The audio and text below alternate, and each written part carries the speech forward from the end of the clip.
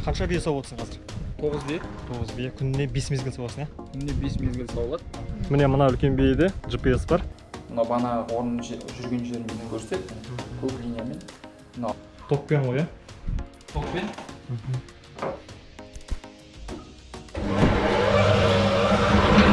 Мінекей.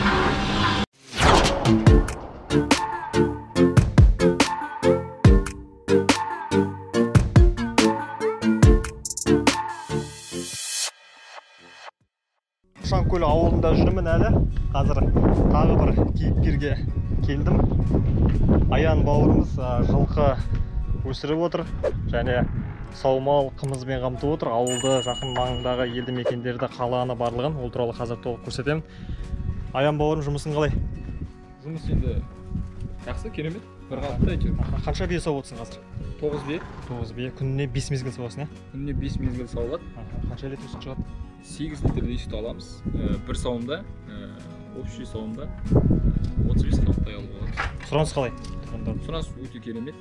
Саумал қымыз өте жоғары. Кейде үлгермей жатқан кезіміз де бар. Үйде, жалпы ауылда, үйдің басында отырып үлкен бизнес қой бұл. Табысы мол. Табыс бір жағынан енді бағаны да өте көтеріп жатқан жоқпыз. Біріншіден шығынды да талап етеді, екінші жағынан енді еңбек керек қой, иә? Жылқының күтімі дегеннің өзі қанша еңбек.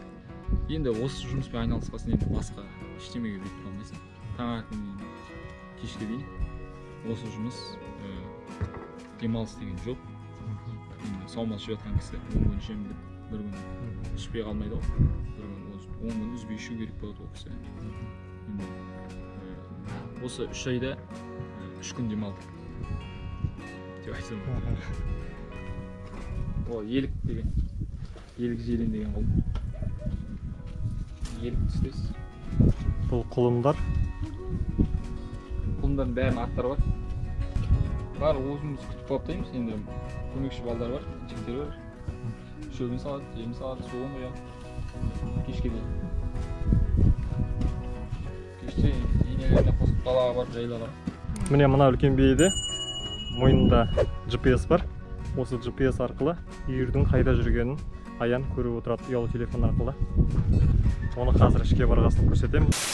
Қазір звонок тастап, қай жерге барып тұрғанын көрсетіп болады. Таңертеңгі, мысалы, үстінен бассақ, міне уақыты таңертең сағат Алматыша, Астана уақытымен 8:37 деп тұр. Бізше 7:37-де ауылдың маңында, сайдың жағасында тұр. Көлде, ауыл міне. Мұнда дейтін қанша шақырым? 3 километр жерде, біздер тұрған жерден 3 километр жерде жайылып жатыр мысалы. Бұған арнайы енді GPS-ке звондап, қазір звондасақ, қазір уақытта енді қорада тұрған жерде, қазір қорада тұрған сіздерге көрсетіп береді. Бір қоңырау барады қазір. Өзі айырылып қалады.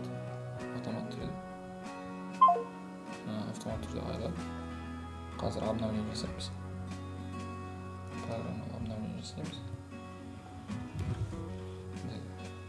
Мына бана орын жүрген жерін бетін көрсетеді. Көк линиямен. Мына ауылдың ішінде қазіргі уақытта бана біздерден 3 шақырым жерді көрсетіп тұрды. Ал уже біздерден 32 метр жерде. Бұрын мына күбіні қолмен былай сабылайтын болса, осылай істейтін еді ғой бұрында.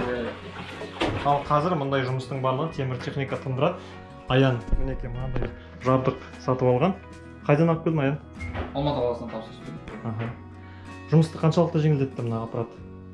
Бұл енді едәуір жеңілдетті енді. Оны пісіп тұрудың өзі бір жағынан қазіргі уақытта енді уақытта жетпейді пісуге. Бір жағынан жаңағыдай физически қаласың енді, шаршайсың ғой. Одан да басқа да жұмыстар бар деген сияқты. Қосып көрсетейік әуелі. Мынаны аппараттың арнайы мына піспекті ұстайтын. Осында екі жағында да бар, мінекей. Токпен ғой, иә? Токпен.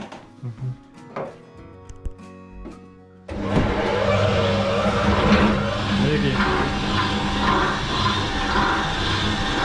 осылай қымызды пісіреді.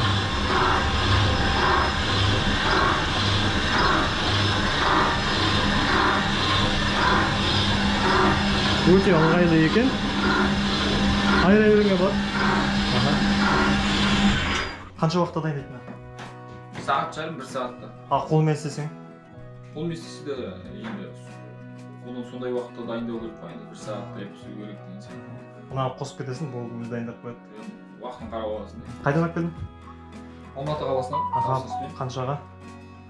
Бағасы 260-280 литр жатыр. Өзің ендігі ақтап тастады ғой, қанша уақытта ақтап тастады? 10 күнде ақтап тастайды ғой. Салмаға қымызға сұраныс көп. Ал мынау дайын өнім өзге елді мекендерден, қаладан тапсырыс берсе осылай жөнелтеді. Және міне Батыс Қазақстан облысы Қазталов ауданына Қошанкөл ауылы деп осылай өзінің брендімен осылай тапсырыспен жібереді. Қажет болған жағдайда мерекелік шараларға қатысты мәтіндерде де жазып береді екен. Тапсырыс берсеңіздер болады.